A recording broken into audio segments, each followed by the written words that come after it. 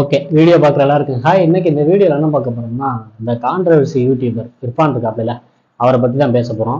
Mostly உங்கள் எல்லாத்துக்கும் தெரிஞ்சிருக்குன்னு நினைக்கிறேன். போன மாதம் ரம்ஜான் அப்போ ஒரு சம்பவம் ஒன்று பண்ணாப்புல, அடின்னு அடி, அந்த மாதிரி அடி சோசியல் மீடியாவில் எந்த பக்கம் பார்த்தாலும் டம்மு டம்முன்னு வாங்கிட்டு இருந்தாப்புல. சரிடா, இதெல்லாம் எங்களுக்கு தெரியும், இப்போ வந்து ஏன் இதை பேசிகிட்டு இருக்க அப்படின்னு நீங்கள் நினைக்கிறது புரியுது. ஏன்னா போன மாதம் ஒரு இன்சிடென்ட் நடந்துச்சுல, அந்த வீடியோக்கு இப்போ தான் அவர் மன்னிப்பு வீடியோ கேட்டு போட்டிருக்காப்புல. அந்த வீடியோவில் என்ன சொல்லியிருக்காப்புலன்னா, அந்த டைமில் அவர் ரொம்ப மன உளைச்சலாக இருந்ததாகவும் பேடாக ஃபீல் பண்ணதாகவும் சொல்கிறாப்புல. அதே மாதிரி க்ளோஸ் சர்க்கிளில் உள்ளவங்க எதுக்கும் ரியாக்ட் பண்ணிட்டு இருக்க, ஒரு மாதம் கழித்து மன்னிப்பு வீடியோ போடு, வைத்தியக்காரங்க நம்பி போயிடுவாங்க அப்படிங்கிற மாதிரி சொன்னதாகவும் சொல்கிறாப்புல.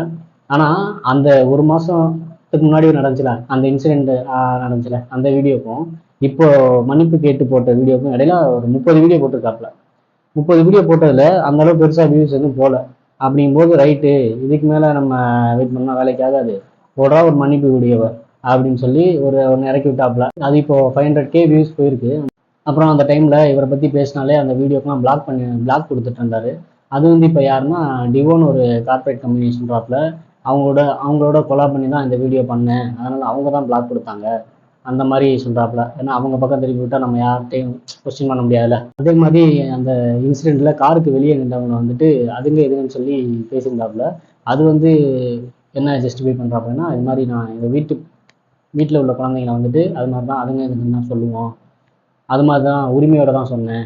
வீட்டில் உள்ளவங்களை அதுங்க இதுங்கன்னு சொல்கிறதுக்கும் வெளியில் உள்ளவங்க அதுங்க இதுங்கன்னு சொல்கிறதுக்கும் ரொம்ப பெரிய டிஃப்ரென்ஸ் இருக்குது. அது கூட தெரியாத தற்கொலையாக இருக்கீங்க.